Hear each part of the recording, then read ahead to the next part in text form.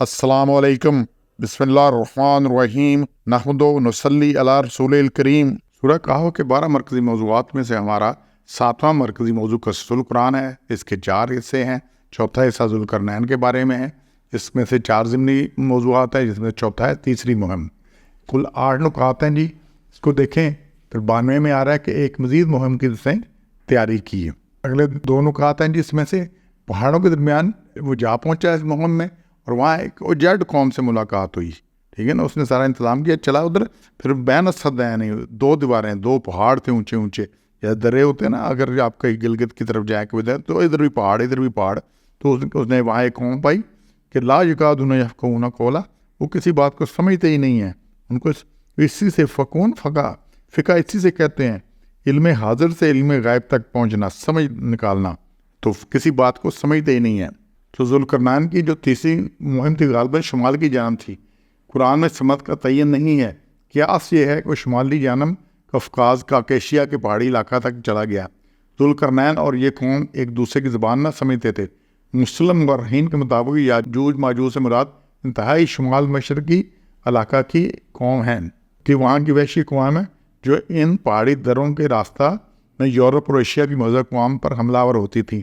چوتھا نقطہ ہے جی 94 نمبر آیت میں سے، یاجوج ماجوج سے حفاظت کے لیے ایک دیوار تعمیر کر دینے کی درخواست کی۔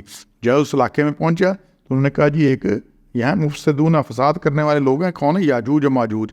یاجوج ماجوج ایک ہیں، وہ فساد کرتے رہتے ہیں۔ انہوں نے کہا جی ہم تیرے لیے جتنا بھی کچھ ہے مال اکٹھا کر دیتے ہیں۔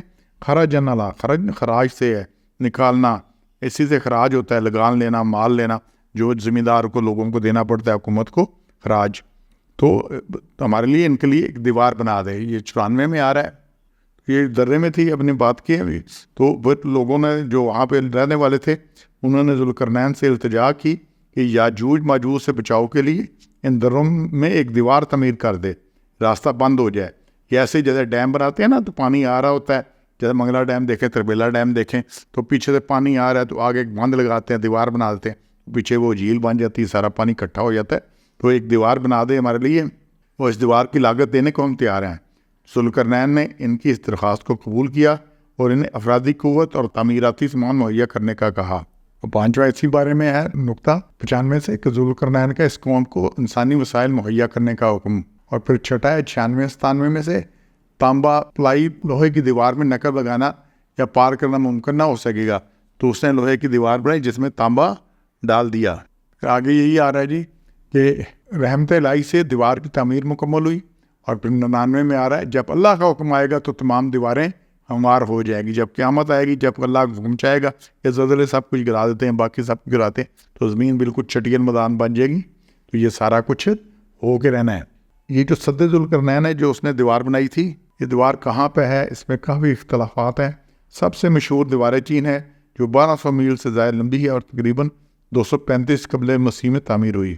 اکثر مورخین نے منچوریا اور منگولیا کے درمیان جبل الطائی میں ترہ کو بند کرنے والی دیوار کو سد ذوالقرنین قرار دیا ہے۔ یہ دیوار اب تک موجود ہے اور اسے میری بادشاہ نے تعمیر کروایا تھا۔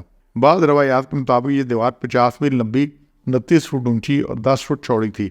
اتنی مضبوط تھی کہ شگاف بھی نہ ڈالا جا سکے۔ تو یہ 96 میں آتا ہے، آتونی زبر الحدید، تو مجھے لوہے کے تختے لا دو، تو دونوں طرف لوہے کے تختے ڈال دیا، اور جب یہ تختے برابر ہو گئے، کر دیے، اوپر تک لگ گئے، تو دونوں پہاڑوں کے درمیان یہ سب ہو گیا۔ تو پھر انہیں کا خوب دوم کرنا، اس کے اندر پگھلا ہوا تانبا ڈال دو، تو اندر تانبا پگھل آگے، تو باہر لوہے کی شیٹیں اور باہر اندر تانبا۔ تو اس طرح سے اس نے کہا کہ یہ یاجوج ماجوج اس پر چڑھ نہ سکیں گے اور نہ اس پر نقب لگا سکیں گے۔ دیوار ہو نا تو نقب لگ جاتی ہے، توڑ دیتے ہیں، اس کو راستہ نکال لیتے ہیں۔ تو لیکن اس کے باوجود سارا کچھ کیا ہے کہ پھر 99 میں بڑی اہم چیز ہے، اس کو دیکھیں کہ یہ سب کچھ ہٹانے، اس نے کہا یہ سب کچھ اللہ کی رحمت سے ہے، اور اللہ جب چاہے گا اس کو ہموار کر دے گا۔ اور یہی چیز آ رہی ہے۔ اور پھر 99 میں کہ جی تمام دیواریں ہموار ہو جائیں گی جب سور پھونکا جائے گا۔ جب بعض نفع سور ہے، جب سور پھونکا جائے گا پھر ہم انہیں جمع کر لیں گے۔ یہاں ذوالقرنین کا قصہ تو ختم ہو گیا، تو کفار مکہ کو ان کے سوال کا جواب بھی دے دیا گیا، اور یہ بھی بتایا گیا کہ ذوالقرنین ایک بہت بڑا فاتح اور شان و شوکت والا بادشاہ ہوتے ہوئے بھی توحید اور آخرت کا قائل تھا۔ تمہاری طرح کم ظرف نہ تھا کہ معمولی سردائیوں پر اکڑے بیٹھے ہو اور دوسروں کو حقیر سمجھتے ہو۔ اب یہاں پہ جو آخری بار نفع سورہ ثانی پر لوگ قبروں سے اٹھ کر موجوں کی طرح ایک دوسرے میں گھس کر میدان حشر میں اکٹھے ہوں گے. یہ 99 میں آ رہا ہے یومئذ یموج فی بعض، تو جیسے ہوگا جیسے ریلے مارتے پانی کی ریلے ہوتے ہیں ایسے ایسے چلیں گے اور اکٹھے ہوں گے. تو یہ کچھ ہونا ہے آپ کے ساتھ، میرے ساتھ بھی ہونا ہے، ہم نے بھی اسی طرح اکٹھے ہونا ہے. تو ابھی ہم نے اس کی تیاری کرنی ہے. سبحان ربک رب العزت عما یصفون وسلام علی المرسلین والحمد للہ رب العالمین.